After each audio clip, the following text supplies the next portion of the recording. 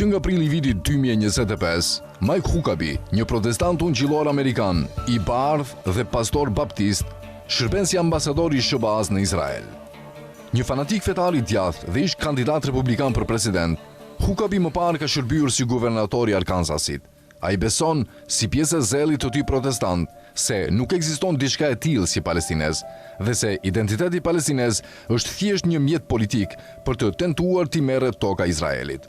Ai përshkroi palestinezët në Gaza si të ligë, të pacivilizuar dhe barbar, në përputhje të plot me traditën e misionarëve, kolonizatorëve dhe forcave të tjera civilizuese. Huckabee kundërshton shtetësinë palestineze dhe hedh poshtë kolonializmin izraelit vendbanimeve në tokën palestineze, si asgjë më shumë se zhvillim urban. Duke kundërshtuar edhe vetë pretendimet izraelite, se ajo që kolonët hebrej ndërtojnë mbi tokë të grabitur janë vendbanime, Huckabee këmbgul se ato janë thjesht komunitete, lagje dhe qytete. Huckabee ka qenë i fiksuar fetarisht pas Izraelit dhe hebrejve që nga rinia e tij dhe ka vizituar vendin më shumë se 100 herë që nga viti 1973. Ai nuk është i vetëm. Më herët gjatë vitit, organizata Christians United for Israel, CUFI, e cila pretendon mbi 10 milion antar si grupi më i madh pro-Izrael në SBA, mbajti samitin e saj vjetor pranë Washingtonit. Konferenca e cila çdo vit tërheq zyrtar të lartë qeveritar dhe ligjvënës është përshkruar si një fest dashurie tradicionale për Izraelin që kulmon me lobim në Kapitol. CUFI e ka përshëndetur konfirmimin e Huckabit dhe ka lëvdruar sekretarin e shtetit Marco Rubio, i cili u zotua se kjo do të ishte ndoshta administrata më pro-izraelite në historinë amerikane. Larg të qenit një rrymë margjinale, kjo është rryma dominuese fetare që po formëson politikën amerikane ndaj Izraelit, një rrymë me rrënjë teologjike dhe perandorake që i paraprin për shumë kohë vetë shtetit izraelit, shkruan Joseph Massad, profesor i politikave dhe historisë moderne arabe në Universitetin Columbia në New York. Kampionët e saj modern, si Huckabee, ndjekin një linjë të gjatë të krishterësh ungjillor, gjenealogjia e cilëve mund të gjurmohet deri te reforma protestante dhe lëvizja milenariste që ajo prodhoi në shekullin 16. Kjo lëvizje mbështeti rikthimin e hebrejve europian në Palestinë dhe konvertimin e tyre në protestant, me shpresën për të përshpejtuar të ashtu quajturën ardhje e dytë e Jezu Krishtit. Sionizmi protestant ungjillor i parapriu sionizmit hebraik me 300 vjet dhe ishte pikrisht ky sionizëm protestant që hodhi themelet ideologjike të kolonisë së vendbanimeve hebraike që do të bëhej Izraeli. Një val zelli misionar protestant përfshiu Anglinë në fund të shekullit 18, duke përkuar me shfaqjen e çështjes lindore dhe çështjes hebraike. Kjo ringjalli projektin e dikurshëm të kryqëzatave për t'i dhënë fund kontrollit musliman mbi tokën e shenjtë. Po ashtu, ajo rigjallëroi projektet protestante milenariste dhe restauracioniste që synonin konvertimin e hebrejve europian dhe kthimin e tyre në Palestinë. Kjo ishte gjithashtu epoka e lulëzimit të imperializmit britanik. Dy shoqëri misionare britanike u interesuan për Palestinën dhe rajonin më të gjerë. Church Missionary Society for Africa and the East, ose CMS, e themeluar më 1799 dhe London Society for Promoting Christianity Amongst the Jews, e themeluar më 1809, e njohur gjërësisht si London Jews Society, LJS. Kjo e fundit u themelua nga dy hebrej gjerman të konvertuar në protestantizëm.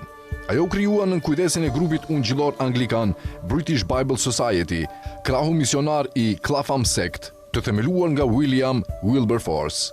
Si pjesë e veprimtarisë së saj misionare, Clapham Sect ftoi një hebrej gjerman të konvertuar, Joseph Samuel Christian Frederick Frey, i lindur si Joseph Samuel Levi, të zhvendosin nga Berlini në Londër për të predikuar mes hebrejve britanik një mision që çoi në themelimin e LJS-s. Si CMS, ashtu edhe LJS u sponsorizuan nga elita shoqërisë dhe politikës angleze, përfshirë sekretarin i jashtëm britanik Lord Palmerston dhe dhëndrin e tij ungjillor Lord Shaftesbury, i njohur më parë si Lord Ashley, ndër të tjerë. Palmerstoni madje ju drejtua sultanit Osman për të kërkuar leje për rikthimin e hebrejve europian në Palestinë. Palmerstoni, i cili u bë ministri i jashtëm i Britanisë në vitin 1830, ishte një mbështetës i fortë i restaurimit hebraik në Palestinë. LJS-ja konvertoi shumë hebrej në Britani. 250 prej të cilëve u bën klerik anglikan, shumë prej tyre ish dietar rabinik. Në vitin 1841, posti i patronit të lejesës ju dha kryepeshkopit të Canterburyt, kreu të kishës anglikane. Ungjillor fanatik amerikan, gjerman, suedez dhe të tjerë ju bashkuan këtij kryqëzimi paqësor për të konvertuar hebrejt dhe për të marrë nën kontroll Palestinën gjatë gjithë shekullit 19. Deri në luftën e parë botërore, të gjithë udhëheqësit britanik në detyrë, përfshirë kryeministrin David Lloyd George dhe ministrin e jashtëm Arthur Balfour, ishin të krishterë ungjillor fanatik që mbështesnin restaurimin hebraik në Palestinë, gjë që në vitin 1917 mori formën e deklaratës së Balfourit. Në Shtetet e Bashkuara të Amerikës, krishtërimi ungjillor sionist u shfaq përmes themelimit të disa kolonive në Palestinë në mesin e shekullit 19, me synimin për të konvertuar hebrejt dhe për të përshpejtuar ardhjen e dytë. Kjo rrymë nuk u shua në shekullin 20, përkundrazi, ajo u intensifikua pas krijimit të Izraelit dhe veçanërisht pas luftës së vitit 1967. Jerry Falwell dhe Pat Robertson ishin ndër fanatikët kryesor protestant që mbështetën Izraelin, ashtu si edhe president amerikan që pretendonin një edukim ungjillor, më së shumti Bill Clintoni. Fanatizmi ungjillor i përket pikërisht kësaj tradite, që i përket edhe ambasadori president amerikan Donald Trump në Izrael. Bindja e Hukabit se Zoti është në anën e Izraelit është një bindje që ndan me shumicën e të krishterëve ungjillor. Ai argumenton se izraelitët nuk i fituan luftërat e tyre pushtuese kundër palestinezëve dhe arabëve fqinj sepse kishin kapacitete ushtarake, artillerie apo fuqie ajrore superiore. As pak. Ata i fituan sepse luftuan sikur ta dinin se nëse humnin, nuk humnin thjesht disa prona, por përkundrazi, tokën që Zoti ua kishte dhënë 3500 vjet më parë, dhe për këtë arsye jam i bindur se vetë Zoti ndërhyri në favor të popullit të tij në tokën e tij, shpall ai. Mbështetja e Hukabit për Izraelin ka vënë në siklet edhe shumë nga mbështetësit e tij më të fortë në SBA. Në vitin 2015, gjatë fushatës për president, ai reagoi ndaj njoftimit të presidentit të atëhershëm Barack Obama për marrëveshjen bërthamore me Iranin, duke akuzuar se po i marshonte hebrejt drejt derës së furrës. Ngritja e sionizmit protestant ungjillor në fund të shekullit 18 dhe fillim të shekullit 19, veçanërisht në Britani, përkoi me ngritjen e imperializmit evropian, sidomos atij britanik. Kjo nuk ishte as pak rastësi. Imperializmi britanik u ofroi fanatikëve protestant një botë shumë më të gjerë për të ushtruar misionin e tyre përtej brigjeve të Britanisë. Në fakt, këta misionar shpesh dërgoheshin përpara pushtimit, duke përgatitur terrenin për dominimin perandorak të mëvonshëm.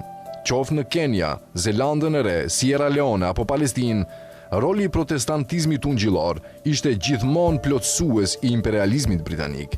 Rritja e mbështetjes për Izraelin mes ungjillorëve amerikan pas vitit 1967, kur SBA-ja u bë sponzori i tij kryesor perandorak, gjithashtu nuk ishte rastësi. Nuk është vetëm prosionizmi i të krishterëve ungjillor ai që diktohet nga fanatizmi i tyre fetar dhe shovinizmi pro-amerikan, por edhe urrëtia e tyre ndaj palestinezëve të portretizuar si armiq, si të popullit të zgjedhur të ungjillorëve, ashtu edhe të interesave perandorake amerikane në lindjen e mesme, shkruan Masad.